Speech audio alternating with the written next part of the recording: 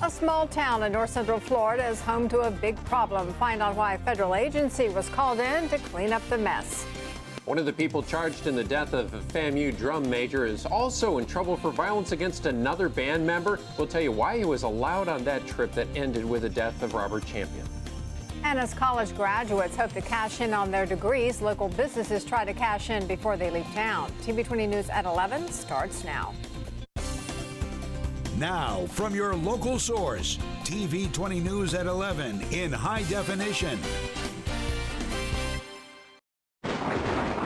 Good evening. It's been another long dry spell in north central Florida. For some of us, it came to an end this evening. But then for most of the rest of us, there's only the promise of relief still ahead of us this weekend. Chief Meteorologist Bill Quinlan is here to tell us what to expect. We got your graduation forecast in a second, but first of all, I had some help from the viewers out there. Viewer photo sending in Flora from near Manatee Springs.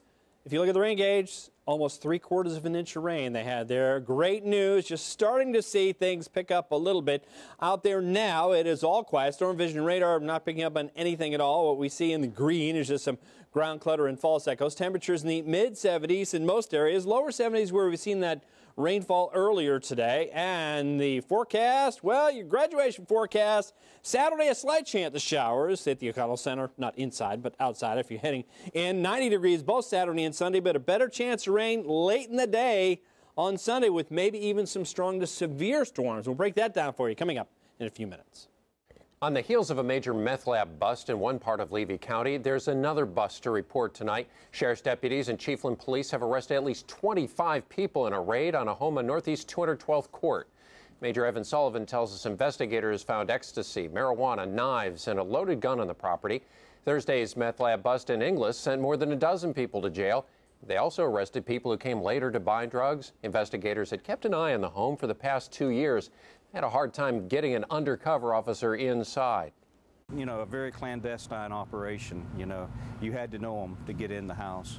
And so, you know, every time we try to get someone involved and go in as undercover, it fell through.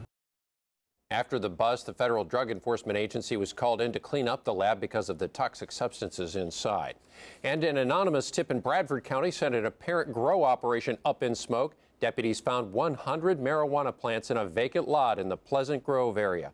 The investigation is ongoing. Investigators say charges are pending. Gainesville police are warning residents about an apparent crime spree in public places. Police think that 2 car burglaries at the YMCA on Northwest 34th Street may be linked to other crimes.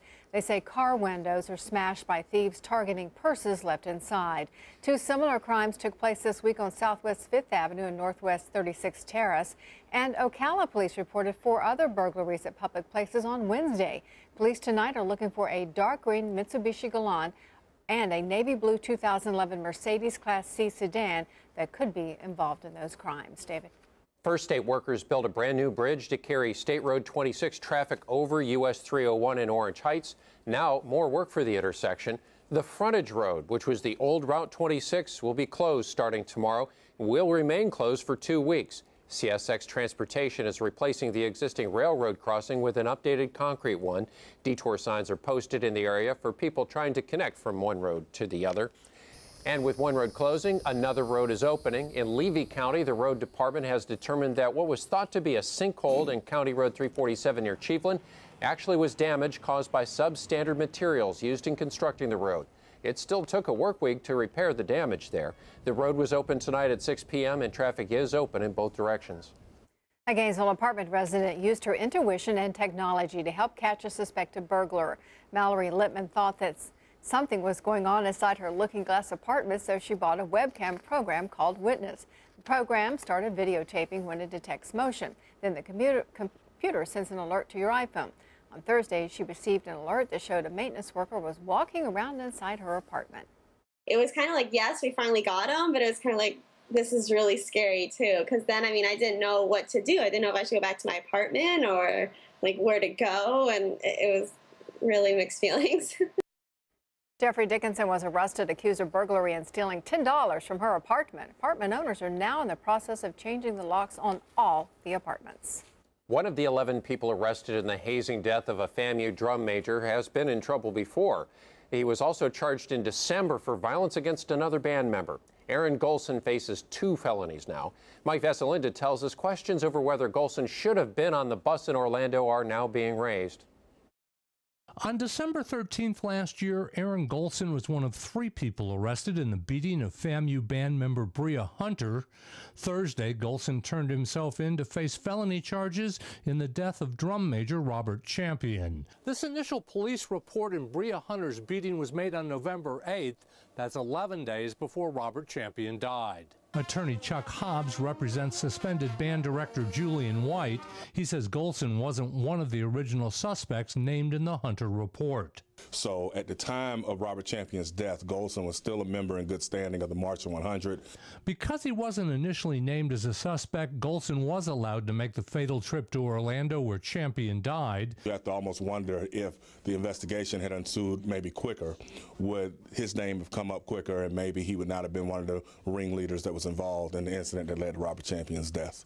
At the FAMU campus, managers spent the day in training where topics included harassment, bullying, and hazing. If there's a rumor floating around about a particular professor, there are no specific reports. What do you do at that point? You report it. If it's a rumor, you have reason to believe that something could be happening. Both the Florida Department of Law Enforcement and the University System Board of Governors continue investigations into what happened at FAMU. In Tallahassee, Mike Veselinda, TV 20 News. Thousands of University of Florida students are about to become University of Florida graduates. This weekend's commencement exercises began this afternoon with those receiving master's and specialist degrees, and it's only the start. It will be a busy weekend. Students in no fewer than 11 colleges will become graduates. That's more than 9,000 people, with nearly 6,000 getting bachelor's degrees. Most ceremonies will take place at the O'Connell Center. The colleges of Nursing, Design, and Construction will be held in the Phillips Center.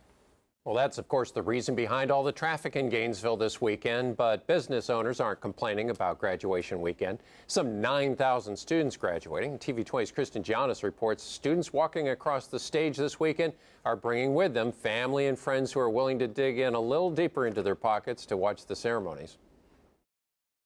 Restaurants are packed and hotels are sold out. It's one of the year's biggest congregations of the Gator Nation. It's that time of year again, but unlike game days, the crowd graduation brings stays longer and spends more.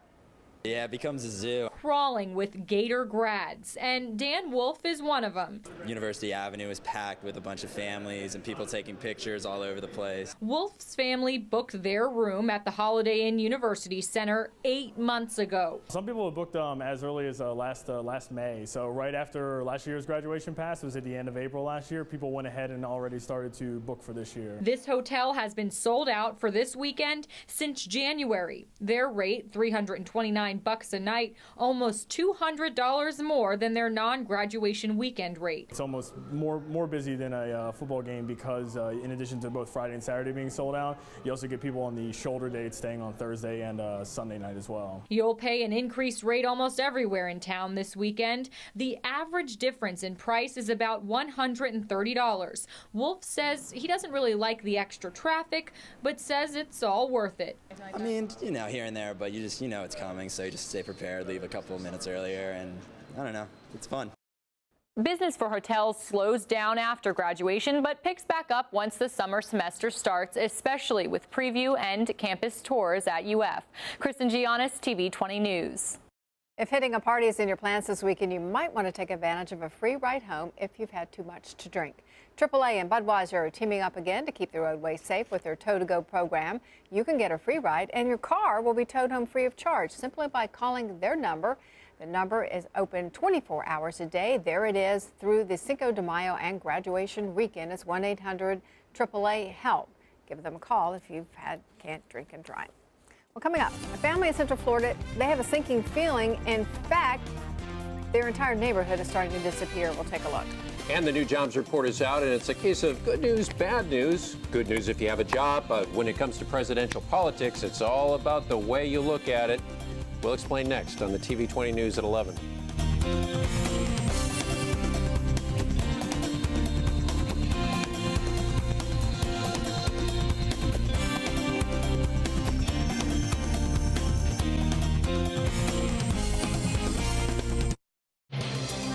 You're watching TV 20 News at 11 with Paige Beck and David Snyder, meteorologist Bill Quinlan, and sports with Chris Price.